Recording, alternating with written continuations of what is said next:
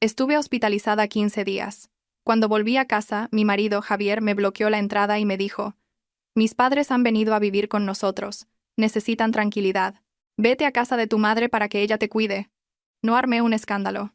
Tomé a mi hijo de la mano e inicié el proceso para que llevara mi apellido. Esa noche, toda la familia de mi marido se arrodilló para suplicar mi perdón. Todavía recuerdo claramente aquella tarde, arrastrando mi maleta frente a la puerta de mi casa, justo 15 días después del accidente y la hospitalización, que se sintieron como una pesadilla. El apartamento 1602, en el corazón de Madrid, que una vez creí mi hogar, de repente me pareció tan ajeno como la casa de un extraño. La llave seguía siendo la misma.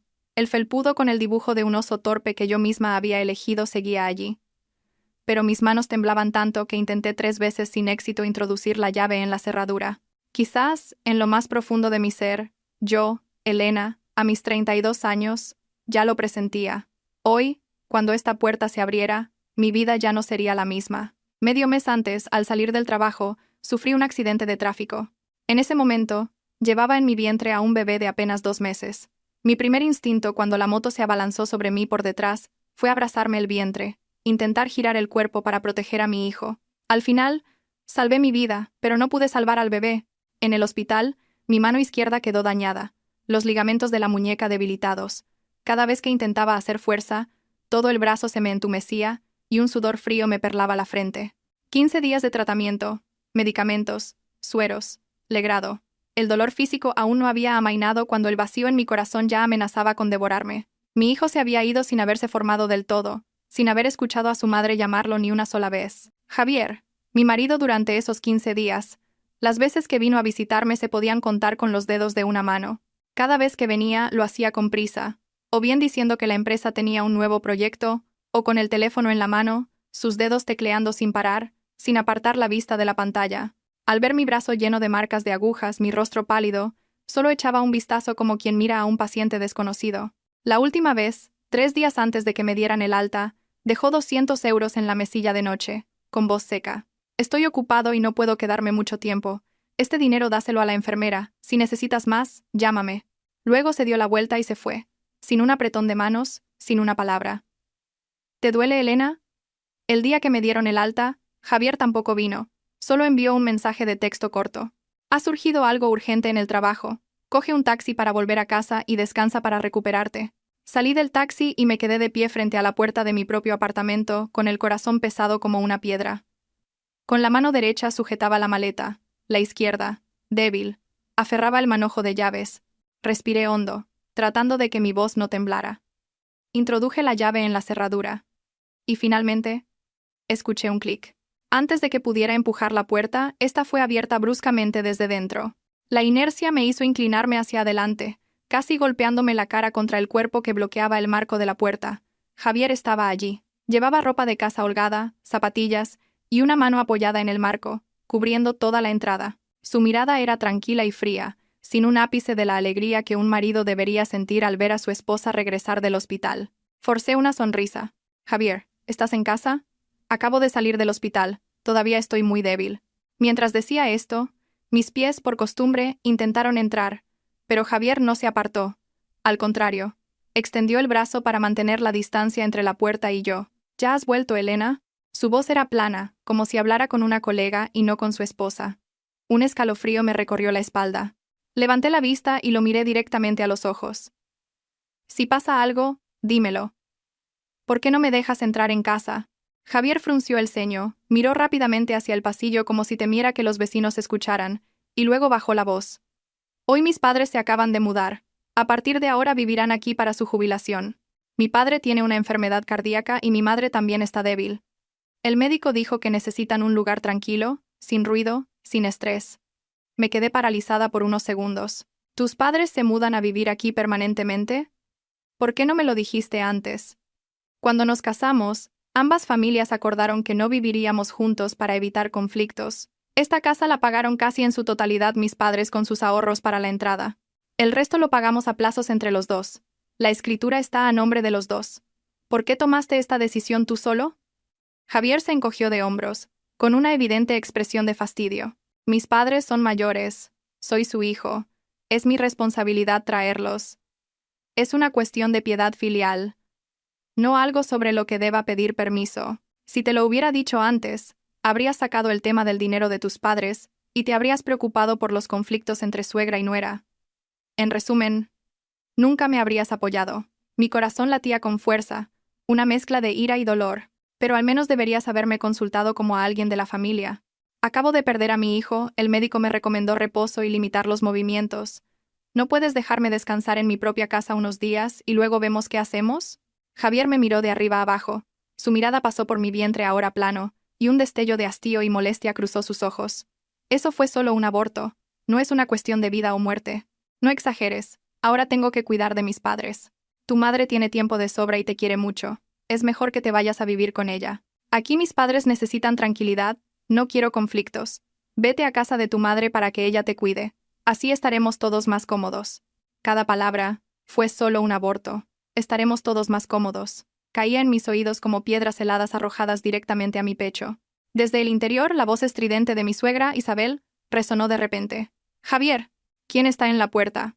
¿Han traído la fruta? Esas uvas de moscatel y las cerezas del Jerte son mucho más dulces que las del mercado.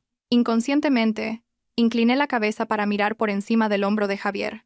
En el salón, mi suegra estaba recostada cómodamente en el sofá de cuero que yo había tardado semanas en encontrar, visitando 3 o 4 tiendas. Sobre la mesa había un plato de uvas grandes y redondas, exactamente las que había encargado antes de ingresar en el hospital, pensando en servirlas a los invitados en las fiestas.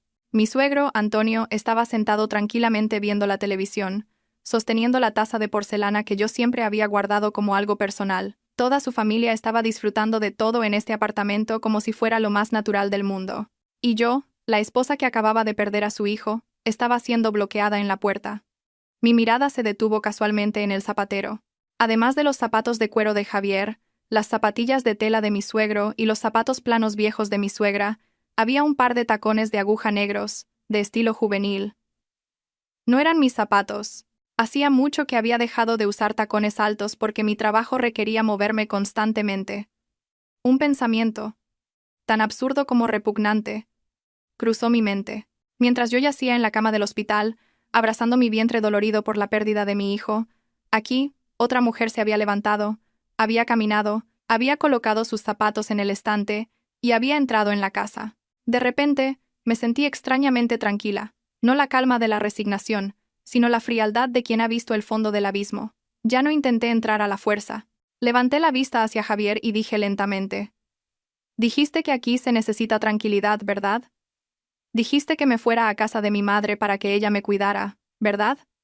«De acuerdo». Incliné el cuerpo y miré directamente al interior de la casa. En la alfombra, en medio del salón, Mateo, mi hijo de 3 años, estaba sentado abrazando un coche de plástico. En cuanto me vio, se levantó de un salto, con los ojos brillantes. «Mamá, ¿has vuelto?» Abrí los brazos. «Mateo, ven con mamá». Corrió hacia mí y abrazó mis piernas con fuerza. Me agaché, soportando el dolor en mi vientre, y lo levanté en brazos. La calidez de su pequeño cuerpo se extendió, llenando parte del vacío en mi pecho. Le besé el pelo y susurré: «Mateo, ¿nos vamos con mamá?» Javier se sobresaltó. «Elena, ¿qué estás haciendo? Él es el único nieto varón de la familia. Lleva el apellido Martínez. ¿A dónde te lo llevas?» Apreté a mi hijo en mis brazos, levanté la cabeza, y mi voz fue tranquila pero firme. «Me llevo a mi hijo a casa de mi madre. También es mi hijo. Y muy pronto, llevará mi apellido». El rostro de Javier se enrojeció. «¿Estás loca? El hijo debe llevar el apellido del padre, es lo normal. No digas tonterías». Sonreí con amargura. «No te preocupes, a partir de ahora nada de lo que hagas será una tontería. Querías tranquilidad, te daré tranquilidad. Me dijiste que me fuera a casa de mi madre y me voy. Recordarás este día. El día que le cerraste la puerta a tu mujer y a tu hijo, durante toda tu vida». Arrastré la maleta, con Mateo en brazos, y di la espalda a la puerta abierta y al hombre que una vez me había prometido amor eterno. Mi suegra salió corriendo de la casa, sin molestarse en ponerse las zapatillas, todavía masticando una uva.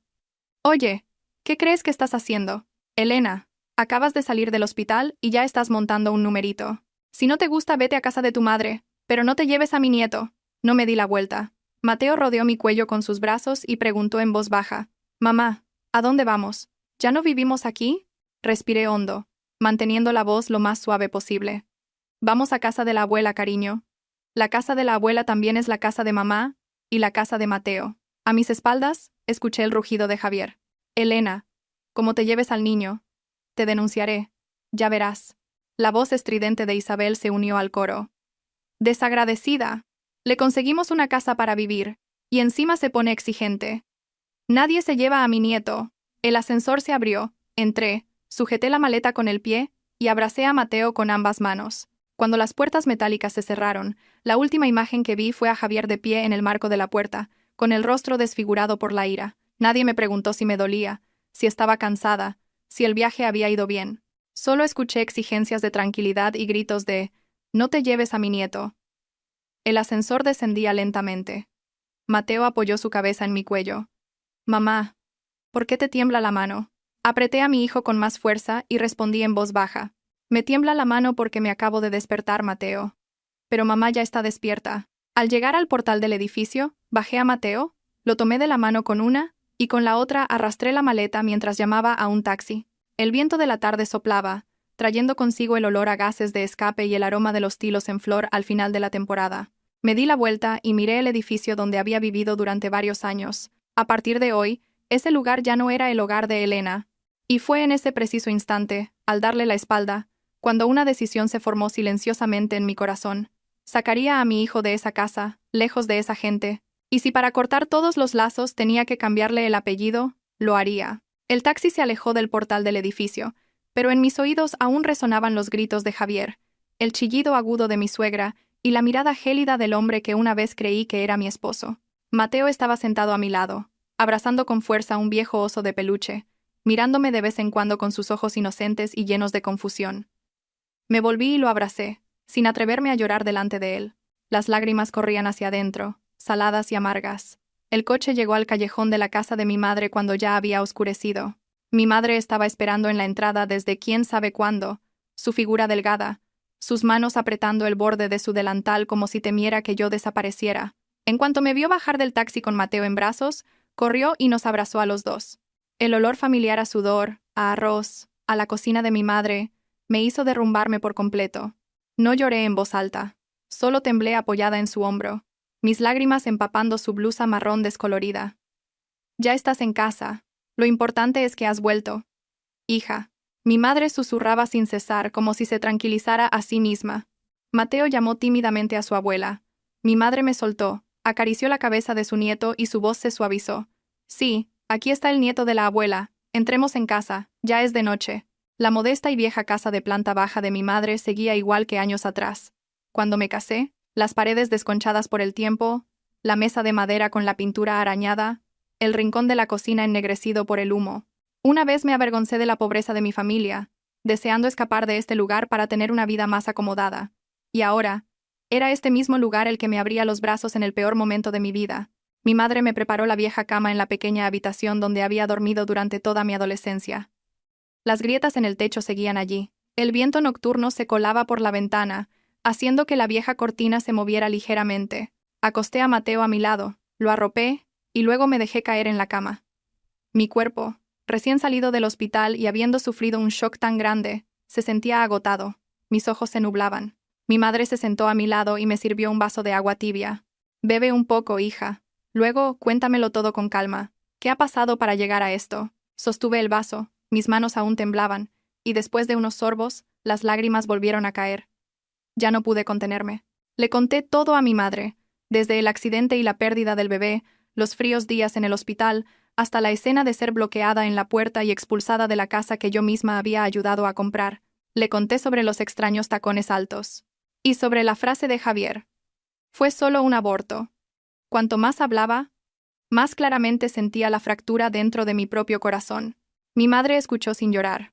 Solo se quedó sentada en silencio, sus manos delgadas y nudosas apretadas con fuerza, las venas azules sobresaliendo en sus muñecas. Cuando terminé, habló lentamente, con la voz ronca. «Hija mía, si ya no te quieren, es inútil aferrarse, pero me tienes a mí, y tienes a tu hijo. No tengas miedo». Esa noche apenas dormí. Mateo dormía plácidamente a mi lado. A veces se movía y llamaba suavemente a su mamá en sueños. Le acaricié el pelo, con el corazón encogido. Pensé en el hijo que no llegó a nacer. Pensé en aquel apartamento iluminado donde una vez creí tener una familia completa. Resulta que para una mujer, Perder un hijo no es lo más doloroso. Lo más doloroso es darse cuenta de que nunca tuvo un lugar real en ese matrimonio. A la mañana siguiente, me despertó el incesante vibrar del teléfono. Era Javier.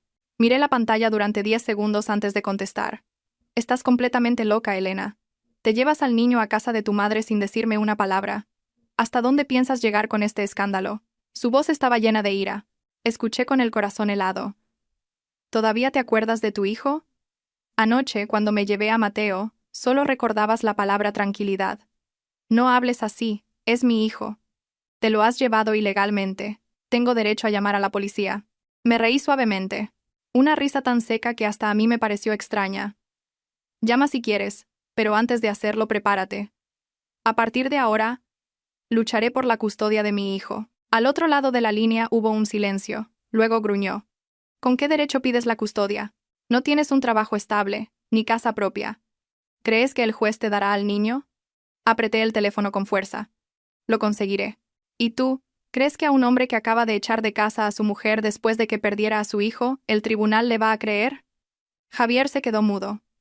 Colgué el teléfono, con el corazón acelerado. Sabía que acababa de entrar en una batalla nada fácil. Los días siguientes, Javier no paró de llamar, a veces suplicando, a veces amenazando. Unas veces decía, vuelve a casa. Lo del otro día fue porque estaba enfadado. Otras, gruñía. Si sigues así de terca, no te arrepientas después. Lo escuchaba, pero ya no sentía el mismo dolor. Quizás ya había sufrido todo el dolor posible. Empecé a buscar trabajo de nuevo. Después de más de 3 años en casa cuidando de mi hijo, mi currículum estaba prácticamente en blanco. Las primeras entrevistas se desarrollaron bajo miradas escrutadoras. Algunos me rechazaron directamente por tener un hijo pequeño. Otros negaron con la cabeza porque acababa de operarme, y mi salud no era estable. Volvía a casa agotada, abrazando a Mateo en silencio, sin atreverme a que mi madre viera mi desánimo. Mi madre, por su parte, iba al mercado cada día más temprano, haciendo todo tipo de trabajos esporádicos para poder mantener a su nieto. Por la noche, se sentaba a abanicar a Mateo para que durmiera, mientras yo miraba en silencio cómo su espalda se encorvaba rápidamente, con el corazón roto. Una vez pensé que al casarme con un hombre de la ciudad podría recompensar a mi madre. Nunca imaginé que volvería a ser una carga para ella. Una semana después de irme de casa de Javier, llegó una citación del juzgado. Javier había presentado oficialmente una demanda por la custodia de nuestro hijo. Sostuve el papel con las manos heladas. La batalla que había imaginado en mi mente había llegado, después de todo, muy rápido. Esa noche, me senté sola en el porche, mirando el cielo sin luna. Mateo dormía dentro. Su respiración era regular. Puse una mano sobre mi bajo vientre, donde una vez hubo una pequeña vida. Susurré al viento. Hijo mío, lo siento. No dejaré que se lleven a tu hermano. En mi corazón, el miedo seguía ahí, pero había aparecido algo más fuerte, la voluntad. Ya no era la Elena de los años de sumisión. Era una madre, y cuando tocan a tu hijo, la última pizca de debilidad es reemplazada por la audacia. Me levanté, entré en casa y me senté junto a la cama, mirando a mi hijo dormir. Sabía que a partir de ese momento, mi vida tomaría un rumbo diferente, más arduo, pero ya no me permitía mirar atrás. El primer día en el juzgado llegó antes de lo que esperaba. Esa mañana, mi madre se levantó muy temprano. Me preparó un tazón de gachas calientes, y luego, en silencio, me entregó una camisa blanca perfectamente planchada. Vístete bien, hija. Lo primero que la gente mira es la apariencia. Asentí, con un nudo en la garganta. Mateo, que aún no entendía nada, se aferró a mi pierna y preguntó: «Mamá, ¿a dónde vas tan guapa?» Me agaché y le di un beso en la mejilla. «Mamá va a hacer un recado y vuelve enseguida con Mateo». Lo dije así, pero por dentro temblaba tanto que las rodillas se me doblaban. Javier apareció ante el juzgado con un aire impecable. Iba acompañado de una mujer elegantemente vestida. Supuse que era su abogada. La mirada de Javier pasó por encima de mí y se detuvo en Mateo, que estaba de la mano de su abuela. En ese instante, vi claramente una vacilación fugaz en sus ojos, pero desapareció rápidamente, reemplazada por su habitual frialdad. De repente comprendí que desde el momento en que decidió llevar el asunto a los tribunales, ya no éramos marido y mujer, sino dos personas en bandos opuestos. La primera vista de conciliación no llegó a ningún acuerdo. Javier exigió la custodia de Mateo, alegando que yo no tenía un trabajo estable, ni vivienda propia, y que mi salud era débil. Escuché cada palabra con el corazón encogido. Quise reírme de la ironía. Fue él quien me echó de casa. y ahora usaba la falta de vivienda como argumento para quitarme a mi hijo. Cuando llegó mi turno, solo dije una cosa. No tengo mucho dinero, pero tengo todo el amor y la paciencia para criar a mi hijo, y nunca lo he abandonado, ni un solo día. Javier bajó la cabeza y no me miró. Los días siguientes fueron un ir y venir constante entre el juzgado y la casa de mi madre. Tenía que preparar la documentación y seguir buscando trabajo. La oportunidad llegó tarde y con dureza. Finalmente, una pequeña gestoría aceptó contratarme a prueba durante 3 meses con un sueldo modesto. Me alegré tanto que se me saltaron las lágrimas. La noche que conseguí el trabajo, volví a casa y abracé a Mateo con fuerza, susurrándole al oído. «Mamá, ya tiene trabajo, cariño. Mamá, podrá cuidar de ti». Javier se enteró de que había empezado a trabajar. Me llamó, con un tono entre despectivo e irónico. «¿Crees que podrás sola, trabajando y criando a un hijo? Vuelve a casa. No soy tan malo como piensas. El niño sigue siendo mi hijo». Me quedé en silencio y luego respondí suavemente. «No te preocupes. Puedo ser pobre, pero no necesito vivir en una casa donde no se me considera una persona». Esa noche mi suegra apareció inesperadamente en casa de mi madre. Se paró frente a la puerta, con una expresión a la vez airada y forzada. Abrí la puerta, la miré, preparada para recibir palabras desagradables. Pero esta vez no gritó, solo dijo una cosa. «Déjame ver a mi nieto un momento». Dudé, pero aún así llamé a Mateo. Mateo la miró un momento y luego se escondió detrás de mí. En ese instante, vi claramente en los ojos de mi suegra una amargura herida. Se volvió hacia mí y bajó la voz. «Los problemas de los adultos no deben involucrar a los niños. Devuélveme a mi nieto. Con nosotros tendrá mejores condiciones». Respondí con calma. «Haré lo que decida el tribunal, de acuerdo con la ley. Por ahora, Mateo se queda conmigo». Ella sonrió con desdén. Su mirada afilada recorrió la pequeña casa de mi madre. Para criar a un hijo no basta con el amor, se necesita dinero, un hogar, un futuro. Dicho esto, se dio la vuelta y se fue. La vi marcharse sin sentir rabia, solo tristeza. Tristeza por un niño que era pesado en una balanza como si fuera un objeto. El juicio final tuvo lugar casi un mes después. Durante ese tiempo, me agoté trabajando de día y revisando documentos y declaraciones por la noche. Cada noche, mientras dormía, me sentaba sola en la mesa, mirando las frías letras de la demanda con el corazón encogido. No temía perder. Solo temía despertar un día y no escuchar a mi hijo llamarme mamá. En el juicio, Javier presentó todo tipo de pruebas de ingresos, vivienda, condiciones materiales. Yo no podía competir con eso. Pero cuando el juez me preguntó, ¿se cree usted capaz de criar a su hijo?, no respondí de inmediato. Bajé la vista y miré a Mateo, que estaba sentado en la fila de atrás, sus cortas piernas balanceándose, sus ojos fijos en mí. Levanté la vista y dije lentamente, «No soy rica, pero durante los últimos 3 años he sido yo quien ha pasado las noches en vela cuando tenía fiebre, quien lo ha llevado a urgencias en mitad de una noche de lluvia, quien le ha enseñado a decir mamá por primera vez. No puedo vivir sin mi hijo, y creo que mi hijo no necesita una casa más grande que los brazos de su madre». Javier me miró, su mirada vacilaba. Finalmente, el tribunal me otorgó la custodia de Mateo. Javier tenía la obligación de pasar una pensión mensual y el derecho a visitarlo según lo estipulado. En el momento en que el juez golpeó el mazo para concluir la sesión, me quedé sentada en silencio unos segundos antes de darme cuenta de que las lágrimas corrían por mis mejillas. Mi madre me abrazó con fuerza desde atrás, temblando. «Hemos ganado, hija. Has conseguido quedarte con tu hijo». Javier se acercó a mí cuando casi todos se habían ido. Se detuvo frente a mí y permaneció en silencio durante mucho tiempo. Pensé que diría algo, pero al final solo fue una frase seca. «Eres más fuerte de lo que pensaba». Lo miré, ya sin rencor ni amor en mi corazón, solo la sensación de que todo había llegado a su fin. Los meses siguientes, la vida de los 3 transcurrió en un ritmo de esfuerzo pero de paz. Iba a trabajar, volvía a casa con Mateo y mi madre. El sueldo no era alto, pero era suficiente para comprar leche para mi hijo, pagar la luz y el agua, y sentir que ya no tenía que pedirle nada a nadie. Cada noche, le enseñaba a Mateo a escribir y a leer. Escribía torpemente la palabra mamá, y luego me la enseñaba con una gran sonrisa. En esos momentos, comprendía el verdadero valor de la palabra paz. Una tarde de lluvia, Javier vino a visitar a Mateo según lo acordado.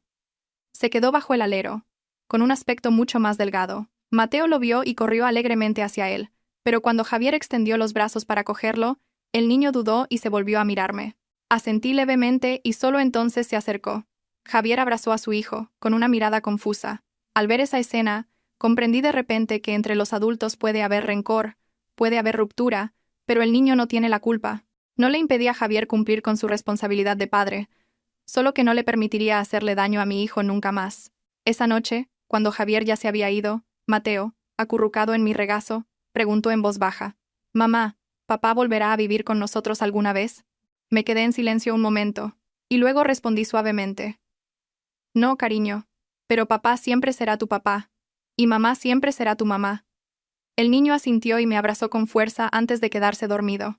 Miré el viejo tejado, escuchando el repiqueteo de la lluvia fuera, y de repente comprendí algo muy simple.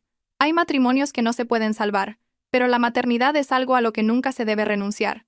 Desde el día que salí de aquel apartamento 1602, ya no era la Elena de la resignación. Era la Elena de los días en que se levantaba por sí misma, lenta y dolorosamente, pero ya sin perder el rumbo. Después del juicio, los primeros días viví con una extraña sensación. Ya no sentía miedo, pero tampoco había llegado al alivio, como alguien que acaba de cruzar un puente roto, con el corazón aún latiendo con fuerza, porque detrás queda el abismo, y delante un camino desconocido. Cada mañana me levantaba temprano para preparar la comida para mi madre y Mateo, luego iba a trabajar, y por la noche volvía a toda prisa a casa, acostumbrándome a un ritmo de vida ajetreado pero seguro. Había noches en que, al escuchar la respiración regular de mi hijo a mi lado, me atrevía a exhalar profundamente, como si solo en ese momento creyera de verdad que había logrado quedarme con Mateo. El trabajo en la gestoría, aunque duro, era estable. Hacía las tareas más pequeñas: llevar los libros de contabilidad, introducir facturas, conciliar los pagos. A veces trabajaba hasta tarde, con la espalda dolorida por estar sentada tanto tiempo y la muñeca izquierda entumecida, pero apretaba los dientes y aguantaba. Cada vez que el cansancio me hacía querer rendirme, pensaba en que esa noche tenía que comprar un cartón de leche para mi hijo, un poco de carne para mi madre, y eso era suficiente para levantarme y seguir. Javier seguía pagando la pensión puntualmente. Ese dinero lo destinaba íntegramente a Mateo, sin gastar un solo céntimo en mí. No quería deberle nada más allá de sus obligaciones como padre. De vez en cuando venía a visitar a Mateo, quedándose un largo rato en silencio bajo el porche antes de entrar. Ya no hablábamos más allá de lo necesario sobre nuestro hijo, sin discusiones ni reproches. Éramos como dos extraños que compartían un viejo recuerdo. Una tarde, al salir del trabajo, Javier me llamó. Su voz era más grave de lo habitual. «Elena, ¿tienes un momento? Quiero hablar contigo en privado». Me quedé en silencio unos segundos y luego respondí: «Si es sobre Mateo, dime. Si es un asunto privado, creo que no es necesario». Al otro lado de la línea suspiró. «Solo quiero hablar de lo nuestro, de antes». Sonreí levemente. «Lo de antes ya terminó, Javier. No me quedan fuerzas para volver a eso». Después de colgar me quedé sola frente a la oficina, mirando el denso tráfico de la calle con el corazón vacío. Resulta que cuando el amor se acaba, ya no hay suficiente dolor para atormentarse. Mis sentimientos hacia Javier eran ahora como una vieja cicatriz, que dolía un poco cuando cambiaba el tiempo y luego volvía al silencio. Mi madre había empeorado últimamente. Los años de esfuerzo se habían grabado una vez más en su espalda. A veces, al volver del trabajo, la encontraba sentada pensativa en el porche, con una taza de agua en la mano sin beber. Decía en voz baja: «Ya soy vieja, hija. No sé cuánto tiempo más podré ayudaros a ti y al niño». Al oír eso, se me encogió el corazón. De repente comprendí que mi vida no solo consistía en Mateo y en mí, sino también en la espalda encorvada de mi madre, que en silencio lo sostenía todo. Esa noche, cuando Mateo ya dormía, le comenté a mi madre mi intención de alquilar una pequeña habitación cerca del trabajo, para facilitar los desplazamientos, y para que ella no tuviera que preocuparse tanto por mí. Apenas terminé de hablar, mi madre negó con la cabeza. «Eres joven. ¿Salir sola a luchar por la vida? No me quedo tranquila. Estaré contigo los días que me queden. Mientras vivas decentemente y cuides de Mateo, yo estaré en paz». Al oírla, bajé la cabeza, sin atreverme a mirar sus ojos ya llorosos. Un día, mientras trabajaba, recibí un mensaje de un número desconocido. «Tú eres la que vivía en el apartamento 1602, ¿verdad?» Me sobresalté. Luego sonó el teléfono. Al otro lado, la voz de una mujer bastante joven. Dijo en voz muy baja: «Siento molestarla. Solo quería decirle una cosa. Yo soy la persona que estuvo en esa casa mientras usted estaba en el hospital». Mis manos temblaron. Sabía que la persona de la que había sospechado finalmente había aparecido. Ella guardó silencio un momento y luego continuó: «Javier y yo nos conocimos mientras usted estaba hospitalizada. Me dijo que estaba divorciado. Cuando descubrí que todavía tenía esposa e hijo, Me fui. No llamo para justificarme, solo quiero que sepa que a mí también me engañó. No sentí ira.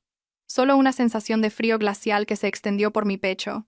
Resulta que durante los días que pasé en la cama del hospital, perdiendo al hijo que llevaba en mi vientre, en otro rincón de esa misma casa, Javier había comenzado otra relación. Esa traición, aunque ya la había sospechado, al ser confirmada dolió de una manera muy diferente.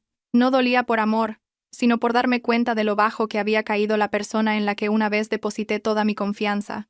Respondí con mucha calma. Eso ya no tiene nada que ver conmigo. Tú también eres una víctima. Ten más cuidado en el futuro. Al otro lado, su voz se quebró. Se disculpó una vez más y colgó. Me quedé inmóvil durante mucho tiempo, mirando los números que saltaban en la pantalla del ordenador sin poder concentrarme. Pero, extrañamente, no lloré. Al volver a casa, no le conté nada a mi madre. Temía que se disgustara. Solo me senté a ver a Mateo cenar. Verlo coger torpemente la comida, comiendo y riendo, me trajo una repentina calma. Resulta que por muy sucio que sea el pasado, no puede manchar el presente si sabes cómo dejarlo ir. Con el tiempo, me acostumbré a ser madre soltera. Aprendí a administrar cada céntimo, a soportar las críticas de los demás, a mantenerme erguida cuando la gente decía que las mujeres divorciadas lo pasan muy mal. No respondía. Solo vivía en silencio. Lo suficientemente fuerte para que nadie pudiera arrastrarnos a mi hijo y a mí de vuelta al mismo camino. Una tarde de fin de año. Mientras recogía a Mateo de la guardería, apareció Javier. Se quedó fuera de la puerta, viendo cómo su hijo corría hacia mí, y luego dijo lentamente: «Me voy a un viaje de trabajo largo al sur. Podría ser por varios años. Antes de irme quiero decirte que me equivoqué». Lo miré durante mucho tiempo. Mi corazón ya no se agitaba. Solo vi a un hombre que había perdido a su familia de la manera más lamentable. Respondí en voz baja: «Llegas tarde, Javier. Pero aún así, espero que vivas bien para que Mateo tenga un padre decente al que recordar». Javier bajó la cabeza y no dijo nada más. Esa noche el viento frío soplaba en el porche. Me senté con Mateo enseñándole a deletrear cada letra. Él leía con torpeza, y yo sonreía mientras lo corregía. Afuera, el cielo de invierno era oscuro, y el viento soplaba en ráfagas, pero dentro de la pequeña casa, la luz amarilla era cálida. De repente comprendí que la felicidad no consiste en tener un marido que lo llene todo, sino en tener el coraje de conservar lo que realmente te pertenece. Javier se fue al sur justo en los últimos días del año. El día que se marchó, hacía frío y una llovizna fina cubría el pequeño callejón. Mateo, de pie en la puerta, agarraba con fuerza el borde de mi blusa, siguiendo con la mirada la figura de su padre que se desvanecía tras la cortina de lluvia. No lloró, solo preguntó en voz muy baja: «Mamá, ¿papá se va por mucho tiempo?». Puse mi mano en su hombro y respondí lentamente: «Papá se va a trabajar lejos. Cuando tenga tiempo, vendrá a visitarte». No mentí, pero tampoco lo conté todo. Hay cosas que los niños no necesitan entender demasiado pronto. Desde que Javier se fue, la pensión seguía llegando puntualmente cada mes. Usaba ese dinero en silencio para Mateo: la matrícula, la leche, las medicinas, un conjunto de ropa nueva.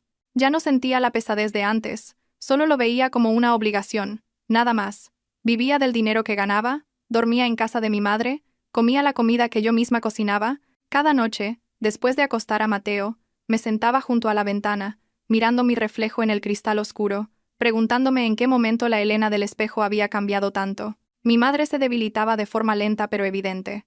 Los dolores de espalda y de articulaciones la mantenían despierta a menudo. A veces me despertaba en mitad de la noche y la veía sentada, apoyada en la pared, con los ojos abiertos de par en par en la oscuridad. Me acercaba corriendo para ayudarla a acostarse, masajeando sus manos callosas por toda una vida de trabajo. Mi madre sonreía con dulzura. «No es nada, hija, a mi edad todo el mundo está así», pero sabía que lo decía para que no me preocupara. Empecé a ahorrar. Cada mes, después de cubrir los gastos de los tres, apartaba una pequeña cantidad por si mi madre enfermaba gravemente y necesitaba tratamiento. Acepté un trabajo extra por las noches para una empresa externa. Solía llegar a casa pasadas las 11. A veces estaba tan cansada que me quedaba dormida en cuanto me metía en la cama. Pero a la mañana siguiente tenía que levantarme temprano para prepararle las gachas a mi madre y alistar a Mateo para el colegio. Me fui acostumbrando a esa rutina, a no tener a nadie en quien apoyarme, a tener que valerme por mí misma. Un mediodía, mientras comía a toda prisa un tupper en la oficina, recibí una llamada del hospital comarcal. La voz de la enfermera al otro lado era muy rápida. «¿Es usted familiar de la señora Carmen? Ha ingresado por una bajada de tensión, está en observación en medicina interna. Me quedé helada. Los palillos que sostenía cayeron sobre la mesa con un ruido seco. Pedí permiso para salir del trabajo por la tarde, recogí a Mateo y corrí al hospital. Mi madre yacía en la cama, con el rostro pálido y sus manos delgadas sobre el abdomen. Al verme, forzó una sonrisa. Estoy bien, no te preocupes, pero vi claramente que su respiración era más débil que de costumbre. El médico me dijo que mi madre sufría de agotamiento crónico y que necesitaba estar hospitalizada al menos una semana para recibir tratamiento, con un seguimiento estricto debido a su edad. Le tomé la mano. Las lágrimas cayeron sin que me diera cuenta. Durante tanto tiempo me había preocupado solo por mantener a Mateo a mi lado, que había olvidado que la persona que más se estaba agotando por mí era mi madre. Las noches en el hospital, extendía una esterilla y dormía a los pies de la cama de mi madre. Dejé a Mateo temporalmente en casa de un conocido del callejón. Cada noche, el sonido rítmico del monitor cardíaco, el suave eco de los pasos de las enfermeras en el pasillo, me tumbaba de cara a mi madre, mirando su rostro arrugado por el tiempo, con el corazón apretado. Susurré. Mamá, lo siento. He sido muy mala hija. Mi madre me apretó la mano suavemente, su voz débil pero clara. No pienses tanto. Con haberte quedado con mi nieto, ya has hecho lo más grande. Me volví, mordiéndome el labio para no llorar a gritos. Javier se enteró de que mi madre había ingresado a través de un conocido. Llamó para preguntar. Su voz era notablemente más grave. ¿Cómo está tu madre? ¿Necesitas que te ayude en algo? Guardé silencio unos segundos y luego respondí. Gracias, Javier. Mi madre está mejor. Puedo arreglármela sola. No quería deberle nada más, ni siquiera los gastos del hospital. Al otro lado de la línea, suspiró. De todas formas, cuídate. Colgué, sin que mi corazón se alterara. Después de casi 2 semanas de tratamiento, a mi madre le dieron el alta. El día que la recogí, el sol de la tarde teñía de un amarillo pálido el pequeño callejón. Mi madre caminaba despacio, apoyándose en mi brazo. La ayudé en cada paso, prometiéndome en silencio que a partir de ahora no dejaría que cargara más con mis problemas. Dejé el trabajo extra nocturno para tener tiempo de cuidar a mi madre. La vida se volvió un poco más difícil, pero lo acepté. No quería cambiar la salud de mi madre por un poco de dinero ganado con esfuerzo. Mateo había crecido mucho más rápido de lo que pensaba. Empezó a guardar sus juguetes por sí mismo, a correr a abrazarme cuando me veía cansada. Una vez me preguntó, «Mamá, cuando sea mayor, ¿cuidaré de ti y de la abuela?» Me reí, pero se me llenaron los ojos de lágrimas. Le acaricié la cabeza y le dije en voz baja, «Con que seas bueno, mamá ya es feliz». Pasaron 3 años desde el día en que salí con Mateo del apartamento 1602. Me había acostumbrado a encargarme de todo sola. A las noches en que solo éramos los 3 alrededor de una cena sencilla. Ya no temía a la soledad. Comprendí que hay soledades que provienen de estar con la persona equivocada, y hay una paz que llega cuando te atreves a marcharte en el momento justo. Una tarde, al recoger a Mateo del colegio, recibí un sobre por correo certificado. El remitente era Javier. Dentro había un documento que confirmaba la compra de una pequeña casa en el sur y una solicitud para aumentar la pensión de Mateo. Adjunta, una carta escrita a mano, con una caligrafía que ya no era tan firme como antes. Elena, no espero que me perdones, solo que entiendas. Aunque tarde, he pagado por mis acciones. Ya no tengo nada que darte, solo puedo intentar cumplir con mi parte como padre. Terminé de leer y la doblé con cuidado. Mi corazón no sentía odio ni amor, solo una silenciosa lástima, como si viera cerrarse un viejo capítulo de mi vida. Guardé la carta en un cajón, como el punto final de un camino ya recorrido. Esa noche, Mateo dormía profundamente en mis brazos. Lo miré, y sin darme cuenta, puse una mano en mi pecho, donde una vez hubo heridas tan profundas que pensé que nunca sanarían. Resulta que el tiempo no hace que lo olvides todo, pero te enseña a vivir con las cicatrices sin que duelan. Afuera, el viento soplaba suavemente entre los árboles, el susurro de las hojas en la noche. De repente me di cuenta de que mi vida ya no giraba en torno a la pérdida, giraba en torno a la vida misma, poco a poco, humilde pero resistente. No sabía qué me depararía el mañana, solo sabía que hoy tenía fuerzas suficientes para seguir adelante, suficiente amor para criar a mi hijo y suficiente lucidez para no volver al viejo camino. La temporada de lluvias de ese año llegó antes de lo previsto. Lluvias persistentes y continuas desde principios de julio. Cada día era húmedo y frío. Los 3 nos habíamos acostumbrado a la antigua rutina, tan tranquila como la superficie de un estanque en calma. Por la mañana llevaba a Mateo al colegio. Al mediodía volvía para cocinar para mi madre. y por la tarde regresaba a la tienda a trabajar hasta la noche. La vida no había mejorado mucho, pero ya no sentía la inestabilidad de antes.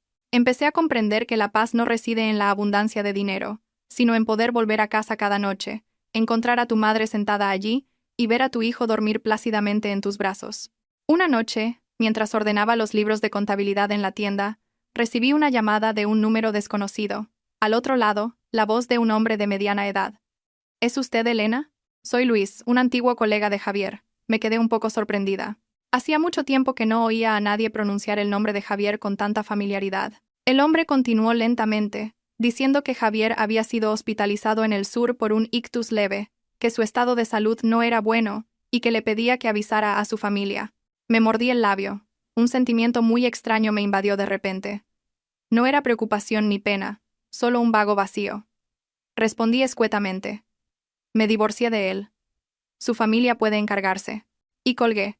Esa noche di vueltas en la cama sin poder dormir. La imagen de un Javier debilitado en una cama de hospital, creada por mi imaginación, no dejaba de rondar mi cabeza. Sabía que ya no tenía ninguna obligación con él, pero al fin y al cabo, habíamos sido marido y mujer. Habíamos tenido un hijo en común. Me giré para mirar a Mateo, que dormía profundamente, su rostro tan sereno.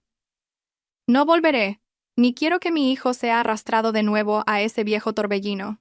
Unos días después, recibí un mensaje del número de Javier. Era muy corto. Elena, estoy bien, no te preocupes. Lo leí y no respondí. Temía que una simple línea de texto fuera suficiente para desestabilizarme. Ya estaba demasiado cansada de ceder, de esperanzas rotas que no llevaban a ninguna parte. Mi madre también se enteró por un conocido. Me preguntó muy suavemente, ¿piensas ir a visitarlo? Me quedé sentada en silencio un buen rato y luego negué con la cabeza. Ya no me quedan fuerzas, mamá. No quiero volver. Mi madre suspiró y no dijo nada más. Entendí que en su corazón todavía quedaba un rincón de compasión por Javier. No porque fuera su exyerno, sino porque era una mujer con experiencia, que sentía pena incluso por los que se habían perdido en el camino. Mateo empezó primero de primaria. El día de la inauguración del curso, le puse una camisa blanca impecable, con el cuello aún oliendo a sol. Me agarró la mano con fuerza y mientras caminábamos preguntó, «Mamá, cuando empiece el colegio, ¿podré volver a casa pronto?» Me reí. «Solo cuando termines las clases». Mateo puso mala cara un momento, y luego volvió a sonreír y corrió hacia el patio lleno de alumnos. Me quedé de pie entre la multitud de padres, sintiendo una emoción indescriptible. Había superado los días más oscuros y ahora me encontraba en un nuevo umbral de la vida. La vida continuó su curso, tan regular como la respiración. En la tienda empezaron a confiar en mí y me encargaron la gestión del turno de noche. El sueldo era un poco mejor, suficiente para no tener que contar cada céntimo como antes. La salud de mi madre seguía siendo delicada, pero su ánimo había mejorado mucho. Por las tardes, solía sentarse en el porche a ver pasar a la gente. Y a veces me contaba historias de cuando era joven, de cómo era el abuelo de Mateo. Me sentaba a su lado a escucharla y sentía que mi corazón se calmaba. Una tarde de lluvia, de camino a casa, me encontré con Marcos, un antiguo compañero de mi anterior empresa. Detuvo su moto y me miró sorprendido. «¿Elena? ¿Cuánto tiempo sin verte?» Asentí y sonreí. Nos quedamos charlando un rato bajo un alero para resguardarnos de la lluvia. Marcos me preguntó por mí y por Mateo. Respondí brevemente. No preguntó por Javier. Probablemente ya había oído algo de la historia. Antes de irse, Marcos dijo, «Si alguna vez necesitas ayuda, búscame». Le di las gracias, sin pensarlo mucho. Esa noche, al llegar a casa, se lo conté a mi madre como una anécdota sin importancia. Mi madre solo asintió sin comentar nada, pero en el fondo, sabía que ella siempre había deseado que yo tuviera otro apoyo, aunque nunca me presionara. Unas semanas después, Javier me llamó. Su voz era débil y ronca. «Elena, voy a volver al norte por un tiempo». Guardé silencio. Continuó, como si temiera que colgara. «Solo quiero ver a Mateo, no molestaré tu vida». Seguí sin responder. Un momento después, dije en voz baja, «Avísame cuando vengas, se lo diré al niño». Su voz se quebró al otro lado de la línea. «Gracias». El día que Javier volvió, el tiempo era frío. Llevé a Mateo a encontrarse con él en una cafetería cerca de casa. Javier estaba mucho más delgado, su rostro grisáceo por la enfermedad. Mateo se quedó detrás de mí un buen rato antes de acercarse tímidamente. «Papá», dijo en voz muy baja. Javier levantó una mano temblorosa, pero no se atrevió a abrazarlo, solo le acarició suavemente la cabeza. Me quedé a un lado, observando a padre e hijo. Mi corazón ya no se agitaba como antes, solo una tristeza muy leve, como el humo. Javier le dio a Mateo una mochila nueva y varios cómics. El niño se puso muy contento, y se puso a contarle a su padre todo lo del colegio. Me senté en silencio a tomar un café para darles un poco de intimidad. Al despedirnos, Javier se volvió hacia mí y dijo en voz muy baja: «Elena, si algún día necesitas algo, dímelo». Asentí, sin prometer ni rechazar nada. Esa noche Mateo me preguntó: «Mamá, ¿por qué papá no duerme en nuestra casa?». Lo miré y le dije lentamente: «Papá tiene su propia casa, cariño. En nuestra casa solo estamos la abuela, tú y yo». Mateo se quedó en silencio un momento, y luego asintió sin hacer más preguntas. Pensé que todo terminaría ahí, pero no.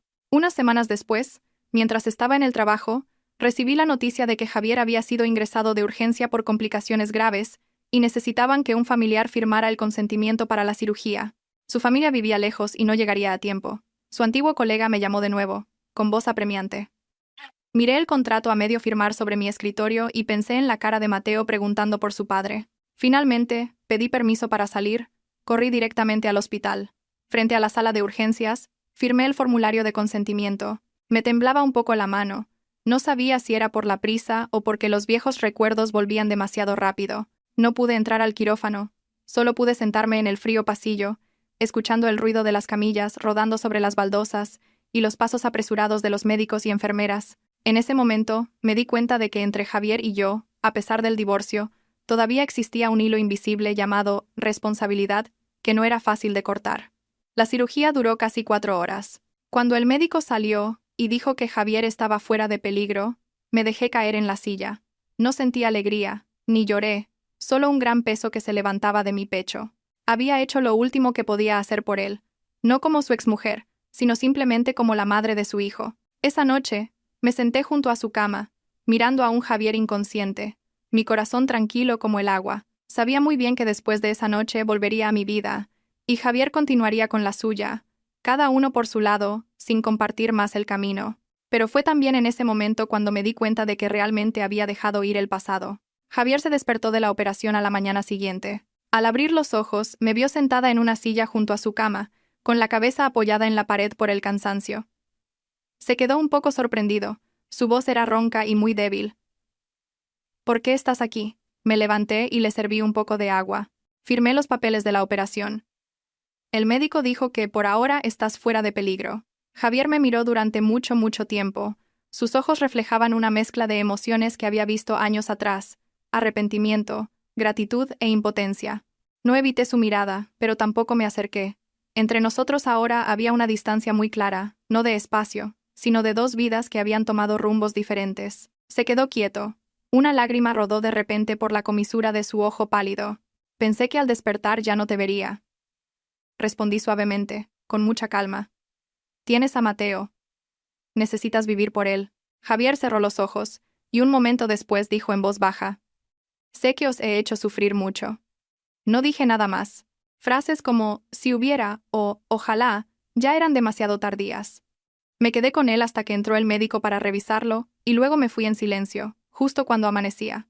Antes de irme, solo le dije una cosa: «Cuando te recuperes, dejaré que veas a Mateo». Volví a casa y mi madre estaba en la cocina. Al verme con cara de agotada, se sobresaltó y preguntó: «¿Por qué no volviste anoche? ¿Pasó algo?». Le conté brevemente lo de la urgencia de Javier. Mi madre se quedó en silencio un buen rato, y luego solo suspiró. «Cada uno cosecha lo que siembra, hija. Pero tú, has cumplido con tu deber». Asentí. En ese momento, no sentía el peso que había imaginado. Todo se había cerrado de verdad. Al día siguiente, llevé a Mateo al hospital a visitar a Javier. El niño llevaba un chándal azul y abrazaba un cartón de leche que había traído de casa. Al ver a su padre en la cama, se mostró tímido durante un buen rato antes de acercarse con cautela. «Papá, ¿te duele mucho?». Javier extendió una mano temblorosa y tocó la mejilla de su hijo. Sus ojos se enrojecieron. «Ya no duele. Al ver a Mateo se me ha pasado todo el dolor». Me quedé a un paso de distancia, observando a padre e hijo, y sentí un gran alivio. Mateo le contó a su padre todo tipo de cosas del colegio, de la profesora, de un problema de matemáticas difícil, de una vez que sacó un 10. Javier escuchaba con mucha atención, asintiendo a cada frase como si temiera perderse ese momento si se distraía. Me di cuenta de que solo al borde de la vida y la muerte, Javier había comprendido qué era lo más importante en su vida. Ese día, antes de que me llevara a Mateo, Javier me llamó. Su voz era débil pero clara. Elena, cuando salga del hospital, venderé la casa del sur y volveré aquí para vivir cerca del niño. Ya no me atrevo a soñar con nada nuestro, solo quiero ser un padre de verdad. Lo miré durante mucho tiempo y finalmente asentí. Con que vivas decentemente y cuides de tu hijo, es suficiente. Los días siguientes volví a mi rutina. Ir a trabajar, recoger a mi hijo, cuidar de mi madre. Javier permaneció en el hospital más de un mes. De vez en cuando llevaba a Mateo a visitarlo. Entre Javier y yo ya no había relación de marido y mujer, pero tampoco de enemigos. Manteníamos una distancia lo suficientemente cercana como para cumplir con nuestras responsabilidades y lo suficientemente lejana como para no hacernos más daño. Una tarde, al salir del trabajo antes de lo habitual, Marcos me estaba esperando en la puerta de la tienda. Sonrió amablemente. He oído por ahí que lo has pasado mal estos últimos meses. Me sorprendí. ¿Cómo lo sabes? Marcos respondió. En este oficio, la gente se observa para sobrevivir. No me preguntó por el pasado, solo me invitó a tomar un té. Dudé un instante y luego asentí. Nos sentamos en una pequeña cafetería al final de la calle. El vapor del té caliente empañaba la mesa. Marcos me contó sobre su vida en los últimos años. Divorcio, cambio de trabajo, empezar de nuevo. Escuché sin mucha emoción, pero sentí una silenciosa empatía. Cuando le hablé de Mateo y de mi madre, su mirada se suavizó. No mostró una pena excesiva, ni compasión. Solo escuchó como un amigo. Antes de despedirnos, Marcos dijo, no tengo derecho a interferir en tu vida, pero si algún día estás cansada, puedes llamarme, aunque solo sea para hablar. Sonreí. Gracias, Marcos. Cuando lo necesite, no dudaré. Al llegar a casa, encontré a mi madre cosiendo la mochila de Mateo. La luz amarilla iluminaba su espalda encorvada. Me senté a su lado y de repente dije, mamá, ya no odio a Javier. Mi madre asintió suavemente. Si ya no lo odias, es que has superado el rencor. Reflexioné y vi que tenía razón. Mis sentimientos hacia Javier ahora eran de una calma propia de alguien que ha recorrido un largo camino. Unos meses después, Javier salió del hospital. Alquiló una pequeña habitación no muy lejos de mi casa.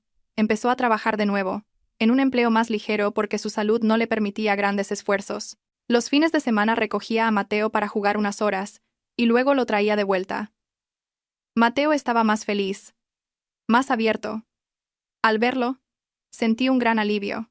Los niños necesitan a su padre y a su madre, aunque no vivan bajo el mismo techo. A veces, por la noche, cuando Mateo ya dormía, me sentaba sola en el porche, escuchando el canto de los grillos, recordando el camino recorrido. Desde el día en que me echaron del apartamento 1602, creyendo que había tocado fondo, hasta hoy, había avanzado paso a paso en mi vida. Nadie me había ayudado a levantarme, solo yo misma y el amor por mi hijo. Un día, Marcos me envió un mensaje. Este fin de semana llevo a mi madre al pueblo. Si tú y Mateo estáis libres, podéis venir para pasar el día.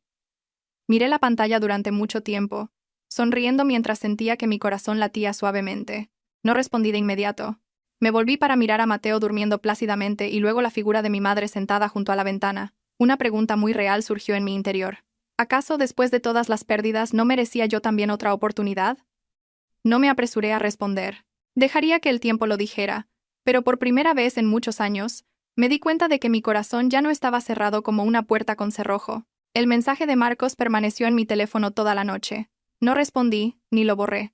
Simplemente dejé el móvil sobre la mesa y me senté en silencio durante mucho tiempo en el porche, escuchando el viento soplar entre las palmeras del patio.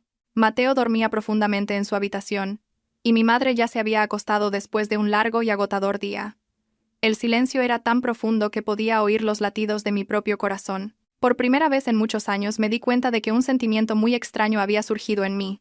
No era miedo, ni dolor, sino una frágil premonición de algo nuevo. A la mañana siguiente, mientras llevaba a Mateo al colegio, todavía no había respondido a Marcos. El niño entró corriendo a clase. Se dio la vuelta para despedirse con la mano. «Mamá, ven a recogerme pronto». Asentí, viéndolo desaparecer tras la puerta del colegio, y de repente sentí un peso en el corazón. Me pregunté si dar un paso más en mi vida alteraría la poca paz que Mateo tenía. Ya había pagado un precio demasiado alto por confiar en un hombre. Ahora, ya no me atrevía a confiar tan fácilmente. Al mediodía mi madre me llamó al porche. Sostenía su viejo teléfono en la mano, y me preguntó en voz muy baja. ¿Es ese chico Marcos, el que te llama a menudo? Me quedé un poco sorprendida, y luego asentí. Sí, solo es un antiguo compañero de trabajo. Mi madre me miró durante un buen rato. Su mirada era a la vez tierna y profunda. No te prohíbo nada. Eres joven y tienes toda una vida por delante. Solo recuerda, no te apresures de nuevo por miedo a la soledad. Bajé la cabeza, con un nudo en la garganta. Lo entiendo. Esa tarde, respondí al mensaje de Marcos. Fue muy corto. Este fin de semana tengo que quedarme en casa con mi hijo y mi madre. Quizás en otra ocasión. Casi al instante, Marcos respondió. Lo entiendo. Cuando estés libre, avísame. Siempre estoy disponible. Una simple frase como esa me hizo sentir más ligera. Sin presiones, sin exigencias, sin reproches. Era algo que nunca había tenido en mi antiguo matrimonio. Javier seguía visitando a Mateo los fines de semana. Su salud, después de la operación, no se había recuperado del todo, pero su ánimo se había estabilizado gradualmente. Una vez, al traer al niño de vuelta, se quedó en la puerta, dudando un buen rato antes de decir: «He oído que tienes a alguien interesado en ti». Lo miré un poco sorprendida y luego respondí con calma: «Solo es un amigo». Javier asintió, con una sonrisa triste. «Tienes derecho a vivir tu vida. Solo espero que, sea como sea, no perjudiques a Mateo». Respondí en voz baja: «Vivo por Mateo». Por primera vez, no había hostilidad entre Javier y yo, solo un reconocimiento silencioso de que cada uno había tomado un camino diferente en la vida. Un día de finales de otoño, Marcos volvió a escribirme, invitándonos a los tres a pasear por el parque junto al río. Solo para caminar y respirar aire fresco, nada elaborado. Dudé mucho tiempo, pero finalmente acepté. Pensé que tal vez debería darme una pequeña oportunidad, no para enamorarme, sino para aprender a abrirme al mundo de nuevo.